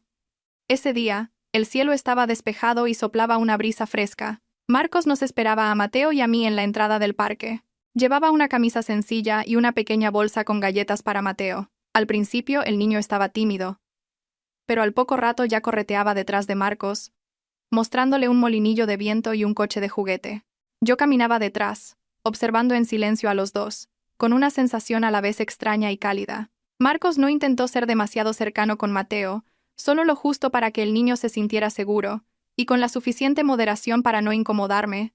Los tres nos sentamos en el césped junto al río a comer galletas. Marcos le contó a Mateo historias de su infancia, de cuando volaba cometas, de las vacas en el campo, de las inundaciones que le obligaban a caminar por el barro para volver a casa. Mateo lo escuchaba con los ojos brillantes. Hacía mucho tiempo que no veía a mi hijo reír tan espontáneamente junto a un hombre que no era su padre. No sentí celos, ni inseguridad, simplemente mi corazón se ablandó. De vuelta a casa, Marcos redujo la velocidad para que Mateo corriera delante. Me dijo en voz baja: «No puedo prometerte nada, Elena. Solo quiero que sepas que te valoro a ti y a Mateo de la manera más paciente posible». Lo miré y vi en sus ojos que no había impulsividad, ni promesas grandilocuentes, solo la calma de alguien que ha sufrido pérdidas y no quiere herir a nadie más. Respondí en voz baja: «Me asustan las cosas que van demasiado rápido». Marcos sonrió. «A mí también». Desde ese día, Marcos venía de vez en cuando. A veces traía fruta para mi madre, otras veces llevaba a Mateo a jugar al fútbol con los niños del barrio. Siempre mantenía una distancia muy cuidadosa. Mi madre lo observaba todo en silencio. Una noche, justo después de que Marcos se fuera, me dijo: «Ese chico es muy prudente, pero tienes que ver qué sientes tú». Asentí. Sabía que nadie podía decidir por mí nunca más. Esa noche, cuando Mateo ya dormía, me senté frente al espejo, mirando a la mujer reflejada. Su rostro ya no tenía la suavidad de los primeros años de matrimonio. Llevaba las marcas del cansancio, los rasgos endurecidos de una mujer que ha pasado por tormentas. Pero en mis ojos ahora había algo que había perdido durante mucho tiempo: la luz de quien tiene el control de su propia vida. Me pregunté si algún día daba un paso más con Marcos. ¿Sería porque necesitaba un hombre en quien apoyarme, o porque estaba realmente preparada para un nuevo viaje? No tuve la respuesta de inmediato, pero por primera vez en muchos años, no cerré mi corazón. Afuera, la luna de final de temporada colgaba silenciosamente sobre las palmeras. Me quedé sentada allí durante mucho tiempo, pensando en todo lo que había pasado y en lo que podría estar esperándome. Ya no soñaba con una felicidad ruidosa y brillante. Solo esperaba que, si seguía adelante, todo sucediera lentamente, con amabilidad y con la suficiente solidez para que nadie más saliera herido. Ese invierno llegó muy lentamente. Las primeras ráfagas de viento soplaban en el porche, trayendo consigo el olor a tierra húmeda y hojas en descomposición. Mantuve mi ritmo de vida constante, como en los últimos años. Por la mañana llevaba a Mateo al colegio, al mediodía volvía para cuidar de mi madre. Por la noche trabajaba y luego regresaba a mi pequeña y familiar casa. Marcos seguía viniendo de vez en cuando. A veces traía a mi madre algún remedio para sus articulaciones, otras veces esperaba en el porche a que yo saliera del trabajo para llevar a Mateo a tomar un helado al principio de la calle. Sin prisas, sin presiones, él estaba en mi vida como un espacio seguro y tranquilo. No le contaba mucho sobre él a Javier. Entre Javier y yo ahora solo había intercambios muy breves. Cada vez que se trataba de Mateo, él seguía recogiendo al niño los fines de semana para jugar. Una vez, mientras veíamos a Mateo jugar al bádminton en el patio, Javier dijo en voz baja: «El niño está mucho mejor que antes». Asentí, porque ya no tiene que escuchar discusiones todos los días. Javier se quedó en silencio. Supe que esa frase no era un reproche, sino una verdad innegable. Una noche, después de que Mateo se durmiera, mi madre me llamó al porche para tomar un té. Me miró durante mucho tiempo y luego dijo: «¿Hasta cuándo piensas vivir sola?». Sonreí sin responder de inmediato. Mi madre continuó, con voz lenta: «No necesito que te cases de nuevo para mi tranquilidad. Solo espero que no te encierres demasiado en ti misma. Una mujer que cierra su corazón durante mucho tiempo, cuando quiere abrirlo de nuevo, le resulta muy difícil». Bajé la cabeza, sintiendo una punzada en el corazón. Mi madre nunca me había presionado, pero siempre veía las cosas que yo intentaba ocultar. Justo en ese momento, mi teléfono vibró. Era un mensaje de Marcos. «¿Ya duermes? Estoy en la entrada del callejón, tengo algo que decirte». Miré a mi madre. Ella asintió levemente. «Ve a ver qué te dice». Marcos estaba de pie bajo la pálida luz amarilla de la farola al principio del callejón. El viento agitaba ligeramente el borde de su camisa. Al verme se mostró un poco nervioso. «Siento molestarte», respondí en voz baja. «No te preocupes». Nos quedamos en silencio un momento. Solo se oía el viento soplando entre las hojas secas. Luego Marcos habló, con voz lenta y grave. «Elena, no me atrevo a hacer grandes promesas, pero quiero ser sincero contigo por una vez. Te quiero a ti y a Mateo, no porque me deis pena, sino porque veo en ti a una mujer muy fuerte. No espero que me respondas ahora. Solo necesito que sepas que voy en serio». Me quedé quieta ante sus palabras. No había una pasión impulsiva, ni promesas floridas, solo un reconocimiento directo y maduro. Lo miré durante mucho tiempo, mi corazón lleno de emociones encontradas, miedo, gratitud y una pequeña emoción que había intentado evitar todo este tiempo. Dije en voz baja: «Marcos, lo que más temo es empezar algo y volver a hacer daño a alguien». Él respondió de inmediato: «Yo también tengo miedo, pero si por miedo no seguimos adelante, nos quedaremos estancados toda la vida». Esa noche no acepté su propuesta, ni la rechacé, solo le pedí más tiempo. Marcos asintió, sin mostrarse decepcionado. Se despidió en voz muy baja y se fue, dejando tras de sí un largo silencio.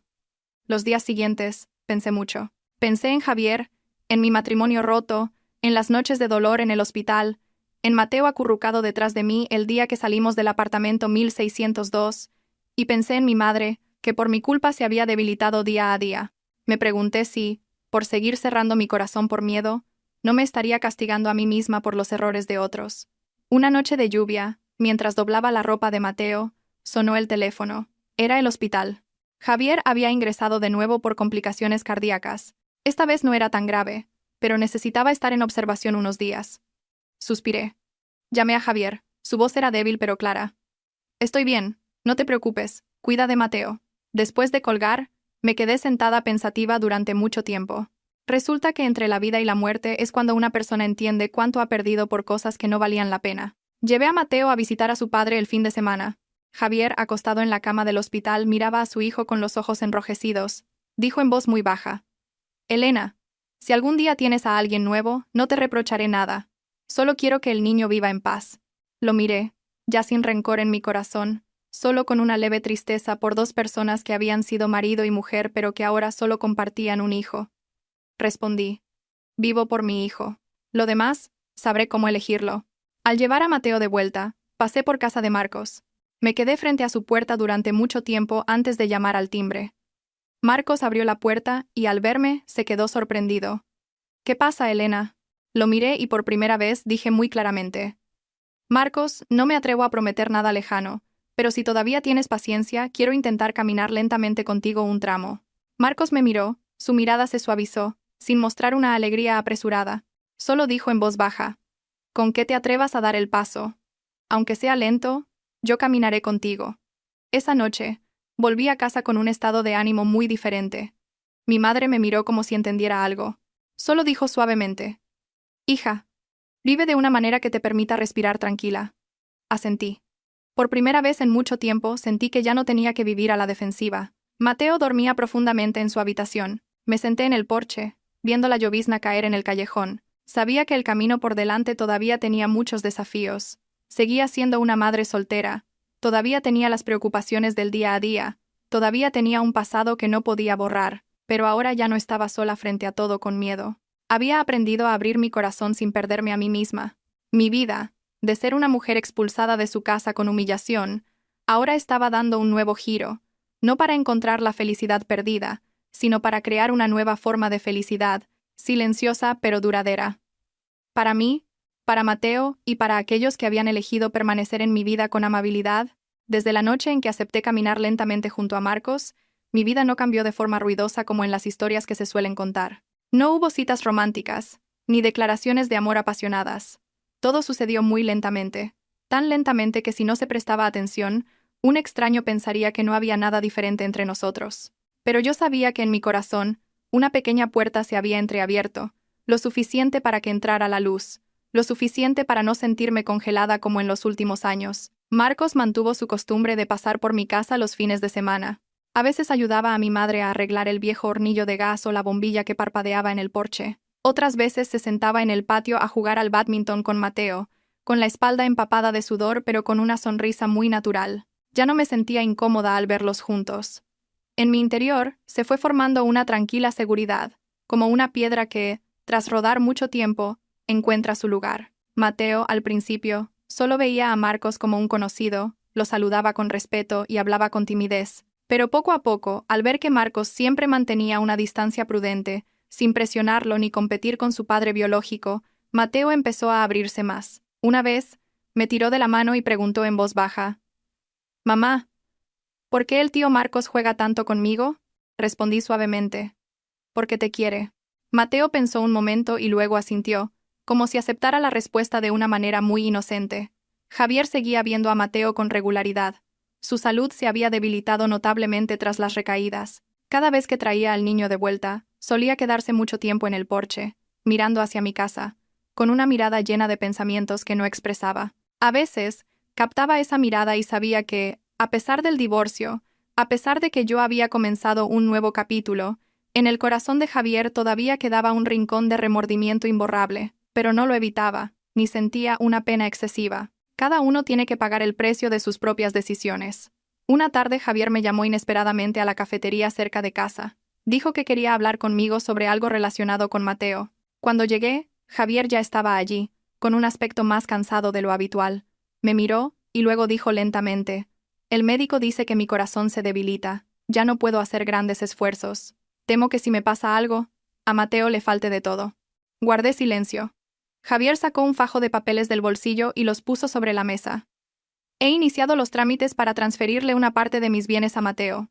Pase lo que pase, quiero que tenga un apoyo». Miré esos papeles con un sentimiento muy extraño.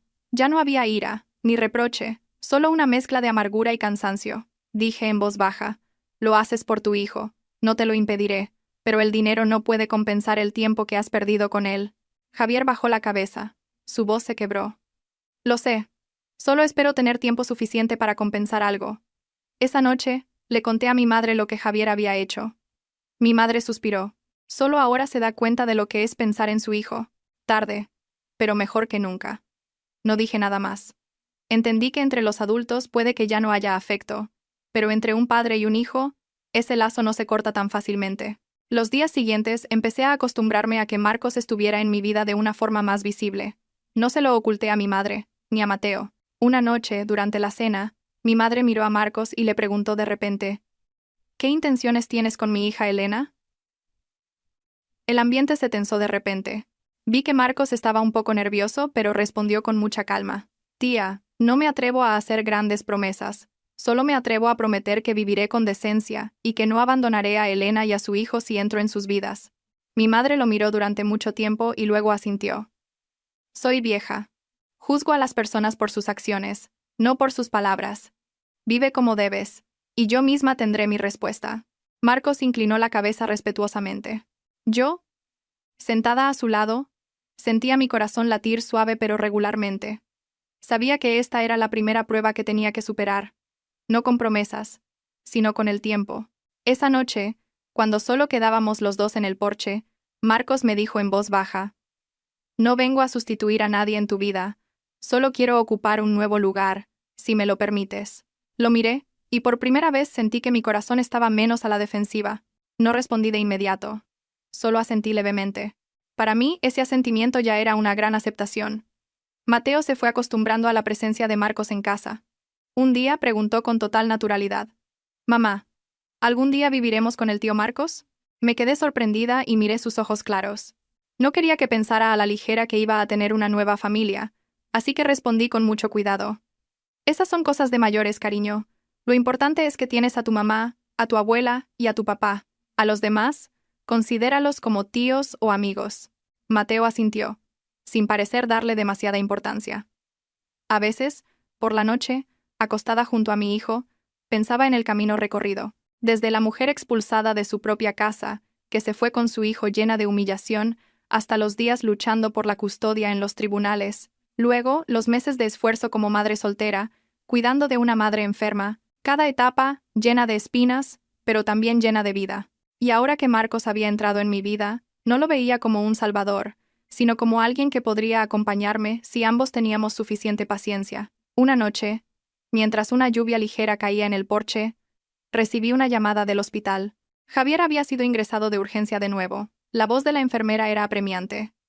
«Está inconsciente, no para de llamar a Mateo». Me quedé helada. Miré hacia la cama donde Mateo dormía profundamente, su rostro tan sereno que dolía. Sabía que había momentos en los que, por mucho que quisiera negarlo, no podía arrebatarle a Javier su derecho a ser padre. Me puse una chaqueta, llamé a Marcos para pedirle que se quedara cuidando de mi madre y de Mateo, y corrí al hospital. De camino, ya no sentía el pánico de las veces anteriores, solo un peso muy grande. Comprendí que esta vida no te permite elegir entre tenerlo todo o perderlo todo. Solo te enseña a aceptar. Cuando entré en la habitación del hospital, Javier yacía allí, con el rostro pálido, sus labios moviéndose para llamar a su hijo. Me quedé quieta al pie de la cama, apretando las manos. Aunque entre él y yo ya no había afecto, en ese momento sentí pena por un hombre que estaba tan cerca del umbral de la muerte. Sabía que el camino por delante para mí, para Mateo, para Javier e incluso para Marcos, todavía tenía muchas incertidumbres. Pero también sabía que ya no era la Elena de los años de miedo y resignación. Era lo suficientemente fuerte para seguir adelante, lo suficientemente lúcida para elegir y lo suficientemente compasiva para no odiar el pasado. Afuera, la lluvia seguía cayendo suavemente. De pie en la habitación del hospital, mirando a un Javier inconsciente, comprendí de repente una cosa. La vida no son finales definitivos. Es una serie de comienzos donde, al cerrar una vieja puerta, tienes que enfrentarte a otra que se abre lentamente, con todos los desafíos desconocidos. Javier superó la crisis después de una larga noche luchando entre la vida y la muerte. El médico dijo que su corazón ya estaba debilitado. Esta recaída era como una última advertencia. Si continuaba esforzándose o sufriendo estrés emocional, sería muy difícil que lo soportara de nuevo. Me senté en el pasillo del hospital escuchando las indicaciones del médico, con el corazón apesadumbrado pero ya sin el pánico de antes. A estas alturas, había aprendido a aceptar las cosas con mucha más calma. Javier se despertó a la tarde siguiente. Al verme junto a su cama, su mirada pasó de la sorpresa a la dulzura. Preguntó en voz baja: «¿Dónde está Mateo?» Respondí suavemente: «Está en casa con la abuela y el tío Marcos». Al oír ese nombre, Javier cerró los ojos. No supe qué pensaba, solo noté que su respiración era más lenta y débil. «Pensé que esta vez no tendría otra oportunidad», dijo Javier en voz muy baja, como si temiera que el aire rompiera sus palabras. No le recriminé nada, ni lo consolé, solo le dije una cosa: «Tienes a Mateo». Javier se giró hacia la ventana, la luz de la tarde se reflejaba en su rostro demacrado. Un buen rato después, dijo: «Si algún día ya no estoy, no se lo ocultes. Dile que su padre se equivocó pero que siempre lo quiso». Al oír eso, sentí un escalofrío. Asentí, sin atreverme a prometer nada más grande. Al atardecer, salí del hospital para recoger a Mateo. De camino, llamé a Marcos. Su voz era grave y preocupada. «Estoy cuidando de tu madre y de Mateo». «¿Cómo está Javier?», respondí. Ya pasó el peligro. Gracias, Marcos. Marcos guardó silencio unos segundos y luego dijo: ocúpate de tus asuntos con tranquilidad. En casa estoy yo. Una simple frase que me reconfortó de una manera extraña. Mateo, al verme, corrió a abrazarme. Mamá, ¿dónde has estado tanto tiempo? Le acaricié la cabeza. He ido al hospital a ver a papá. Mateo me miró, con una mezcla de preocupación y curiosidad en sus ojos. ¿Le duele mucho, mamá? Respondí en voz muy baja. Solo está cansado. Se pondrá bien. Mateo se quedó en silencio un momento y luego dijo suavemente: mañana quiero ir a verlo. Asentí. Ya no me opondría. Comprendí que aunque mi matrimonio con Javier había terminado, nadie tenía derecho a romper el vínculo entre un padre y su hijo. Esa noche, cuando Mateo ya dormía, me senté con mi madre y Marcos en el porche. Nadie dijo mucho, solo se oía el canto de los grillos en la noche. De repente mi madre habló, con voz lenta. Las personas cuando están cerca de la muerte es cuando entienden qué es lo más importante. Pero entenderlo y poder arreglarlo es mejor que no entenderlo nunca. Supe que se refería a Javier. Marcos se volvió hacia mí y preguntó en voz muy baja: ¿estás cansada? Negué con la cabeza. Estoy bien. En realidad, estaba cansada. Cansada de todo el largo camino recorrido. Cansada de enfrentarme a los límites de la vida y la muerte. Pero ese cansancio ya no me asustaba. Solo me recordaba que había vivido mucho tiempo bajo presión. A la mañana siguiente, llevé a Mateo al hospital. Al ver a su hijo, los ojos de Javier se iluminaron. Hizo un esfuerzo por sentarse, y extendió los brazos para abrazarlo. Mateo se quedó quieto un segundo, y luego abrazó a su padre con fuerza. «Papá, no te mueras». Las palabras del niño nos dejaron a Javier y a mí sin aliento. Javier rompió a llorar. Por primera vez, lo vi llorar desconsoladamente, como un niño. «No me voy a morir, papá. Todavía tengo que verte crecer». Me di la vuelta, con las lágrimas calientes corriendo por mi cara. En ese momento, todo el rencor entre Javier y yo pareció disolverse, dando paso a una compasión muy humana por una vida que se debilitaba. Después de unos días, la salud de Javier se estabilizó. Lo trasladaron a una habitación normal. Ya no iba todos los días, solo llevaba a Mateo a visitarlo los fines de semana. Volví a mi rutina: trabajar, cuidar de mi madre, atender a mi hijo. Pero algo había cambiado en mí. Sentía una profunda serenidad. Entendí más que nunca que la vida es realmente frágil. Aproximadamente un mes después, a Javier le dieron el alta. No volvió a su antiguo piso de alquiler, sino que se mudó a casa de un pariente cerca del hospital para facilitar las revisiones médicas. Antes de irse, me llamó para hablar en privado. En la habitación vacía del hospital, me entregó una pequeña caja. «Es un poco de dinero que he ahorrado. No es mucho. Tómalo para Mateo, por si lo necesita». Miré la caja. No la rechacé. Pero tampoco me emocioné demasiado. Solo le dije: «Cuídate. El tiempo dirá el resto». El día que le dieron el alta, Mateo lo despidió desde la puerta del hospital.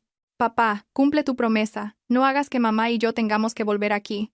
Javier sonrió forzadamente. Una sonrisa débil pero sincera. Los días siguientes, mi vida parecía volver a la normalidad. Pero algo en mi interior había cambiado. Pensaba más en el futuro, no solo en el mío, sino también en el de Mateo y mi madre. Ya no quería vivir solo para aguantar. Quería vivir una vida con opciones. Marcos seguía viniendo con regularidad. No me presionaba para que tomara una decisión clara. Estaba a mi lado en el sentido más literal de la palabra. Cuando estaba cansada, llevaba a Mateo al colegio por mí. Cuando mi madre no se encontraba bien por el cambio de tiempo, iba en silencio a comprarle medicinas. Cuando estaba estresada por el trabajo, solo decía: «No tienes que ser fuerte delante de mí». Una noche, mientras lavaba los platos en la cocina, de repente me volví hacia Marcos y le pregunté en voz muy baja si un día no puedo seguir adelante. Marcos me miró durante mucho tiempo, y luego respondió: «Entonces me detendré contigo, sin arrastrarte, ni abandonarte». Al oír esas palabras, de repente sentí que se me llenaban los ojos de lágrimas. Empecé a darme cuenta de que lo que necesitaba no era alguien que sustituyera a Javier como marido, sino alguien que pudiera estar pacientemente a mi lado, aceptando mi pasado y mi presente, sin exigirme que fuera otra persona. Una tarde de fin de año, mientras volvía a casa con Mateo, el niño me preguntó de repente: «Mamá, ¿estaría bien que el tío Marcos viniera a vivir con nosotros?». Me quedé helada por un segundo. Lo miré durante mucho tiempo, y luego respondí lentamente: «Si algún día eso sucede, te pediré tu opinión primero». Mateo pensó un momento y luego asintió. Si el tío Marcos me sigue queriendo como ahora, estoy de acuerdo. Las palabras de Mateo hicieron que mi corazón temblara. No lloré, pero sentí como si un hilo invisible estuviera atando los fragmentos rotos de mi vida. Esa noche, me senté sola en el porche durante mucho tiempo. El viento soplaba suavemente, trayendo consigo el aroma de las últimas flores silvestres de la temporada. Comprendí que me encontraba ante otro umbral en mi vida. Ya no era el umbral del miedo, como el día que me echaron de casa, sino el umbral de la elección. Esta vez no huí, ni me apresuré, solo me preparé en silencio para tomar una decisión madura, para que, si daba el paso, lo hiciera con plena conciencia y amor. La primavera llegó muy discretamente, sin fuegos artificiales ni el bullicio de los años que viví en el apartamento 1602. Solo mañanas con un sol pálido que se colaba por el porche, el olor a tierra húmeda después de la lluvia mezclado con el aroma de la leña de mi madre. Me fui acostumbrando a este ritmo de vida, lento, antiguo, pero suficiente para que el corazón se calmara. Javier, después de su última hospitalización, se había debilitado visiblemente. Ya no intentaba demostrar nada. Cuando veía a Mateo, se sentaba en silencio a escuchar las historias del niño sobre el colegio. A veces le acariciaba la cabeza, con una mirada llena de un arrepentimiento tardío. No lo evitaba, pero tampoco me acercaba más. Mantenía la distancia justa que necesitábamos. El padre y la madre de un niño. Nada más. Una tarde, Javier me citó en la cafetería de la esquina. Soplaba una brisa ligera. El vapor de su taza de té se elevaba delicadamente. Me miró durante mucho tiempo y luego dijo: «Elena, sé que estás a punto de empezar una nueva vida, no tengo derecho a retenerte. Solo te pido una cosa. Si algún día ya no estoy, no dejes que Mateo me odie». Miré a Javier, y por primera vez lo vi tan pequeño y frágil, asentí lentamente. Nunca le he enseñado a odiar a nadie. Solo necesita saber que su padre se equivocó, pero que también intentó corregir sus errores de la manera más tardía posible. Javier sonrió con tristeza, sus ojos húmedos. «Gracias». Luego se levantó y se fue, caminando muy despacio, como alguien que ha comprendido su último límite en mi vida. Esa noche, le conté a mi madre la conversación.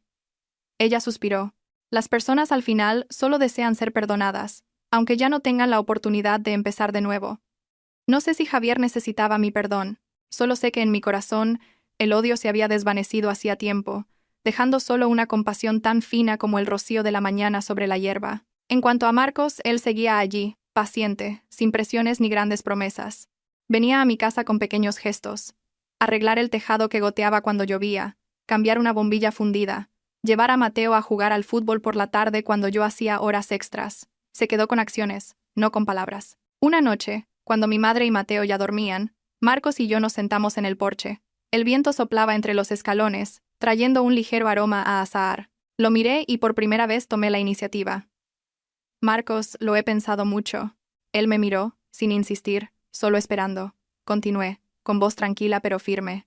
«Ya no tengo miedo de empezar, pero tampoco quiero precipitarme. Si aceptas a una mujer con tantas cicatrices como yo, con un hijo, que ha perdido la confianza, entonces estoy dispuesta a seguir adelante». Marcos no respondió de inmediato, solo tomó mi mano suavemente. Su mano era cálida y firme. «No necesito que seas perfecta, solo necesito que seas tú misma». Cerré los ojos. En ese momento, no me sentí salvada. Me sentí comprendida. Y eso fue suficiente. No celebramos una gran boda. Una pequeña comida con mi madre, Mateo y algunos vecinos cercanos. Marcos se mudó, de forma silenciosa y decente. Siguió llamando a mi madre tía, hasta que poco a poco empezó a llamarla mamá, después de que ella enfermara gravemente. Vi todo sin sueños ni ilusiones, solo un hogar que se construía con amabilidad. Mateo llamó a Marcos tío durante mucho tiempo, hasta que un día, con total naturalidad, lo llamó papá Marcos, mientras le enseñaba un examen con un 10. Marcos se quedó helado, se giró para ocultar sus ojos enrojecidos. No detuve a mi hijo. Entendí que los sentimientos no se pueden forzar, pero tampoco deben estar atados a antiguos roles. Javier se enteró de que Marcos y yo vivíamos juntos. No se opuso, ni me recriminó, solo me envió un mensaje. «Has elegido a la persona adecuada, estoy tranquilo». Leí el mensaje durante mucho tiempo. Por primera vez, no había ninguna tensión entre Javier y yo. Realmente nos habíamos soltado. Un año después, Javier falleció de un infarto mientras iba a una revisión médica. La noticia llegó una tarde de lluvia. Me quedé helada unos segundos y solo pude abrazar a Mateo con fuerza. El niño rompió a llorar. ¿Dónde está mi papá? El dolor me ahogaba, pero tuve que reunir fuerzas para decirle la verdad de la manera más suave posible. Marcos estaba detrás de nosotros, colocando en silencio una mano sobre nuestros hombros. El funeral de Javier no fue concurrido. Mateo se quedó de pie frente a la foto de su padre durante mucho tiempo, sus pequeñas manos temblorosas encendiendo la primera barrita de incienso de su vida. Al ver esa escena, sentí que mi corazón se rompía en pedazos. Fuera como fuese, Javier era el padre de mi hijo, una parte de mi vida que no podía borrar. Después del funeral, llevé a Mateo a casa. Esa noche, durmió en mis brazos, sollozando hasta quedarse dormido. Marcos se quedó en el porche toda la noche, sin molestar. A la mañana siguiente, le preparó unas gachas a Mateo y se las llevó a la cama, con voz muy suave. «Hoy no vayas al colegio. Papá Marcos se queda contigo». Mateo lo miró un momento y luego asintió. En ese instante, supe que el lazo entre mi hijo y Javier se había cerrado, y otro lazo se estaba tejiendo lentamente con paciencia y amabilidad. El tiempo pasa, y cualquier herida se convierte en cicatriz, no para olvidar, sino para recordar que una vez dolió y que una vez te levantaste. Una tarde de fin de año estaba sentada en el porche, viendo a Mateo jugar al fútbol con Marcos en el patio. Mi madre, sentada a mi lado, dijo lentamente: «Hija, no todo el mundo en la vida tiene la oportunidad de empezar de nuevo. Tú lo has conseguido». Apoyé la cabeza en su hombro con los ojos llorosos. No creo haberle ganado a nadie. Solo sé que no me dejé vencer por lo que la vida me arrojó. Fui la mujer a la que le cerraron la puerta de su casa, expulsada con humillación junto a su pequeño hijo. Perdí a un hijo en mi vientre, perdí a un marido, perdí la fe. Pensé que mi vida se había acabado aquella tarde, 15 días después de salir del hospital. Pero resulta que cuando una puerta se cierra, no es para enterrarte, sino para obligarte a encontrar otro camino. Ahora no soy rica, no tengo una casa grande. Solo tengo a mi madre anciana, a un hijo bueno y a un hombre paciente y amable a mi lado. Pero tengo algo que antes no tenía, el derecho a elegir mi propia felicidad. Afuera, el viento de la tarde soplaba suavemente entre las palmeras. Cerré los ojos y respiré hondo. En ese momento, sentí claramente el pulso de la vida latiendo dentro de mí, humilde, con el dolor ya pasado, y plena a su manera. Porque después de todo, lo más valioso que una mujer puede conservar no es un marido, sino su dignidad, su lucidez y el derecho a vivir una vida sin miedo. El viaje de Elena no es solo una historia sobre un matrimonio roto, la maternidad en solitario y la traición, sino también un retrato auténtico de la resiliencia, la dignidad y el derecho de la mujer a elegir su propia felicidad en la sociedad moderna. Desde la tragedia familiar, la pérdida de un hijo y un marido, hasta encontrar la paz junto a su madre, su hijo y una nueva pareja, cada etapa está impregnada de humanidad, dejando muchas reflexiones sobre el amor, el matrimonio, la responsabilidad y la sanación. Si te gustan las historias cortas de amor familiar, relatos sobre el matrimonio y la maternidad en solitario, llenas de emoción y valores, sigue y comparte esta historia para que llegue a más personas.